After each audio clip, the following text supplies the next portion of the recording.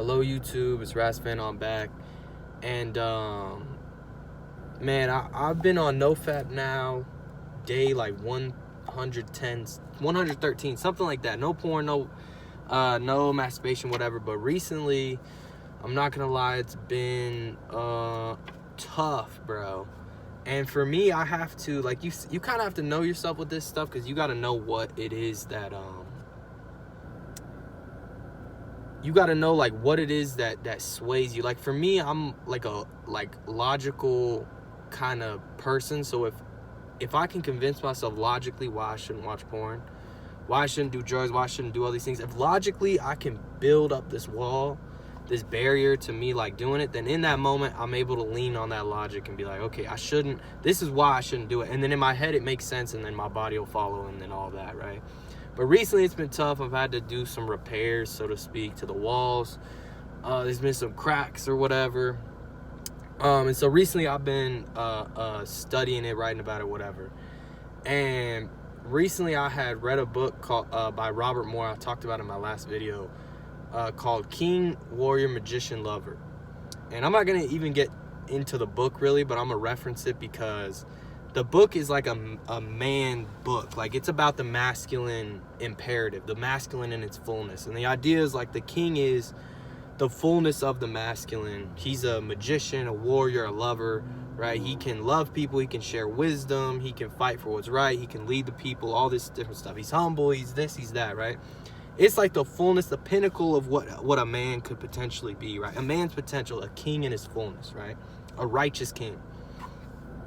And in this book, he talks about the king, and with every single archetype, like, I'll probably put a picture or whatever, but it's like a triangle, and you have the king in his fullness at the top, and then at the bottom it's like a bipolar or a dupolar, like two things that kind of, two sides of the same coin that keep an individual from achieving like the king or the magician, lover, warrior. And for the king, it's a tyrant and a weakling. And so it's like the degree of utilizing the power, like the power that gets in their head or whatever. So a tyrant, they use the power, like they abuse it, right? They like kill somebody if they try to correct them, or hey king, can you, and he's like off with his head, like that type of king. Abuses the power, acts on his emotions, feelings, whatever. And the weakling is the opposite, doesn't use the power. He's weak, he lets people step on him, he doesn't really take ownership, doesn't lead the people, doesn't take control, doesn't assert any, he's not really a king. But he also notes that within each of them is the other. Like, within the tyrant is really a weakling deep down, because he feels like he has to abuse the power and utilize the power in order for people to respect him or whatever. He feels little inside, so he has to act big. And then for the weakling, it's the opposite. He acts little, but inside it's like this tyrant waiting to, you know, he's going to get sick of being stepped on, the straw that broke the camel's back, he's going to abuse the power, kill everyone, whatever. And you see examples of this today and in history or and whatnot. But the reason I say that is because effectively the book talks about, okay, to be a true king, warrior, magician, lover, whatever it may be, to obtain like these things that make a righteous man, to obtain these things you have to overcome two things, right? Or you have to overcome the darkness that you have. Like, you have to understand your capability to do evil. Like, that's a righteous king. And I even think like when you look at leaders, man, a lot of them don't even they don't even want to lead. Like, if you look in the Bible or leaders or whatever, it's like they're chosen to lead. They don't choose to lead. You rarely want the person who's raising his hand, hey, I want to be the king, hey, let me get the power, let me get the power. It's like, well, why does this dude want the power so bad? Like, why does he want to lead so bad? He clearly doesn't understand the stress, the responsibility of being a king, of being a leader, of being all these things. He doesn't fully understand. A lot of the times it's the person that sees himself as unfit to lead, the person that tells God, oh, I'm not worthy, I'm not this, I'm not that. But that's the same reason he is worthy, because he knows himself. He understands the assignment, so to speak. He knows what a leader actually is, the responsibilities, and he sees that as like something he would actually have to deal with. Whereas another person would look at that and say, oh, the responsibilities of leading the people, that's whatever. They're more looking at the other side of it, the pleasure, the women, you know, concubines and the power and all this other stuff, the external. They don't really truly understand what it means to be a leader. That's why often the people who really know themselves to be nothing. They know that they couldn't do it or whatever, and that's why they're chosen. That's why God will choose them. That's why the people will choose them, because they see like, oh, this person actually understands their capacity to do evil. Because if you don't understand yourself, it's the same with a king or a leader. If they don't know their own capacity, bro, if they have not overcome themselves, you can't expect them, like, they can't even lead themselves. You can't expect them to lead the people. You know what I mean? And at the end of the day, they just got to try and do their best. And if you have someone that's trying their best, and they got a good heart or whatever, then that's better than whatever else you got. But the point of me saying that is because I was thinking of the man I want to be, right? The man that all of us want to be, bro. We don't want to be addicted to pornography. We don't want to be all of these things. And I realized that with pornography, and I even made a video about this, but it's a form of escapism. And this is what I was saying. I said, man, it's a form of escapism. You run from the things, for example, your insecurities, your pain, the real things that like need fixing. You kind of put a Band-Aid over the bullet hole, and you're like, oh, well, I'm going to jack off. I feel this, I feel that. And it's like this instinctive thing. I feel this way, I have to jack off or whatever. It's not even so much pleasure, because the pleasure is very it runs out. Like, eventually it's not even that you start to it's not even that it feels like that good anymore. It's just something that is a routine. It's like it is it's an escapism, man. It's covering up insecurities, all these things. But I realize at a certain point, it's like they say, like, the devil, like the greatest trick the devil ever played was telling the world, convince the world he doesn't exist. But it's like, bro, the devil, like, the greatest trick is that the devil convinced you that you don't have that evil inside of you. Like that's you saying, well, no, I'm all good. That's the person who knows themselves. Well, I know I'm capable of doing evil.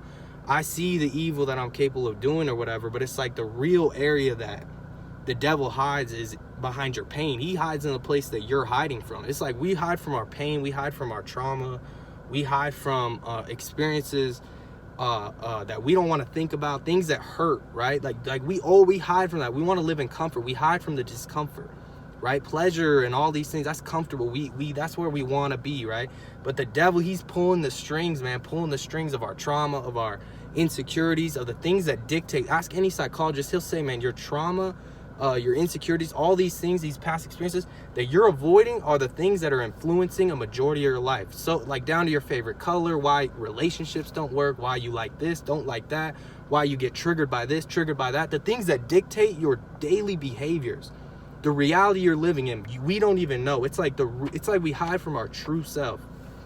But the point of the book was pretty much saying, well, to get to your potential, you have to understand yourself. Like, there's a movie called King Arthur. It's the live action one, not like the Disney one.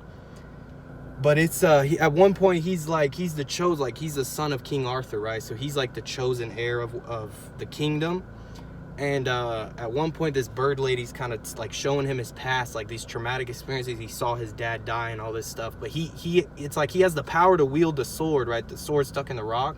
But he doesn't like fully understand how to utilize the power. And so this bird lady's kind of like, look, you need to keep looking. Like, she's like allowing him to see the vision of his past. And the quote she gives him, she says, like, well, don't get me wrong, we all look away. Like, you'll look at it when it's worth it to you.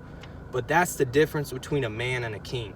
Like, a normal person, bro, an average person can look away, but a king, someone who's different, someone who is destined for success, all of these things, they cannot look away because they have a bigger purpose, bigger than themselves. Like I said, you have to control yourself, overcome yourself before you can lead a nation, lead people, lead a family, lead all these things. And that's what I realized too with pornography.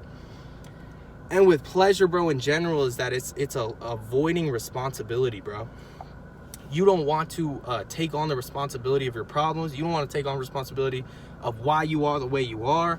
You just kind of avoid the reflection, avoid the mirror, go jack off, escape from all of this stuff that that is truly influencing you, right? Run away. Oh, it felt good, jack off, go about your day. Suppress until eventually it comes up again. You cover it with pleasure, and then bada bing, bada boom, the cycle continues. And I also even say, in one of my videos, like, that's the shadow. Like in Jungian psychology, he calls it the shadow, like your capability of darkness, the things you've suppressed, the things that you no longer like the projections you have. Like if you grew up and you couldn't really talk as much, your family was very like, you know, everyone be quiet or whatever, like don't speak up, be very hush hush. You will project that insecurity on someone who's loud because you never got the chance to project yourself, right? So in it, like the things that you view the world, your perception has changed based on the things you have suppressed. Like that's like the unconscious, the things that are really determining your life. But the thing is, man, is that a majority of people, bro, avoid responsibility to a point where like I feel like you get to a point where you understand whether you have a family. And I said this with addiction too. I said that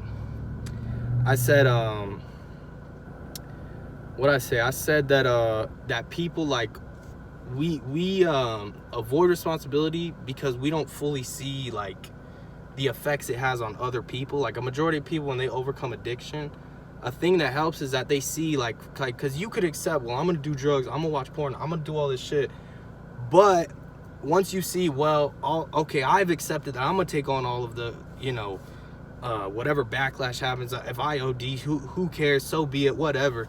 But then once you see your family crying, your family is, you know, your kids, your wife, your friends, all these other people that are getting kind of the overflow of your decisions, that's when it has an effect on you because you can't control it. You're seeing other people get hurt by your decisions. That's like a king. A king cannot avoid the problems because the people will suffer. The king might not even suffer because he's in his kingdom, but the people will suffer. And so it's like at a certain point when you mature, I feel like you realize, okay, the decisions I'm making are not just affecting me. Like me being addicted to porn, bro, that's not just affecting me. That's affecting my capacity for my relationship with my family, for relationship with other people, my future wife, my future kids, the way that I conduct myself. It's a pulling influence. It's something I don't have control over. Like there's so many different areas that it's affecting my life. Not just myself, but other people that I love. And so it's interesting to see that perspective where you can say, bro, this is actually hurting people around me because it's hurting me. And if they got to be around me, then they're going to suffer from the version of myself that I am. But if you're hiding from it, you don't see it, then that's very difficult to overcome. But another thing I was going to say, I said that it's like an outlet, bro. Like porn especially. I already made a video about it, but I said how porn is like an outlet for that shadow self, the things that you suppress. It's like you start to see kind of the twisted things that turn you on, the porn that you watch, like that. Like it's weird because it's like a cesspit for it to grow. It's like you're giving it an opportunity. You're giving that inner man, that inner darkness, like an opportunity to flourish, you know. And it's like, ooh, like you start to see, man, there's some twisted, dark, really evil things that are out there online, pornography wise, because bro, there's people that find that very, very there's people that find that like it turns them on, bro. There's people that desire that sort of thing because they were given a chance for it to grow, bro. And that's why I say like rapists, pedophiles, all these people, I guarantee, bro, they had first, before they actually acted it out, they had an inner kind of desire to do it. And that desire is there. That doesn't mean they're a bad person, but if they gave it an opportunity to grow until a point where little by little by little by little, they saw like, oh, the porn isn't enough. Like I was watching porn, paying for it. Now they're actually doing this stuff. You give it a chance to actually grow, bro. You're pulling it up, pulling it up, pulling it up. But anyway, that's it for my video, man. It's Ras Fan on day 113, I think, of NoFap, bro. No porn, no sex, none of that. I've been trying, man. I hope y'all are doing having a good day, and I'll catch y'all, Ras Fan.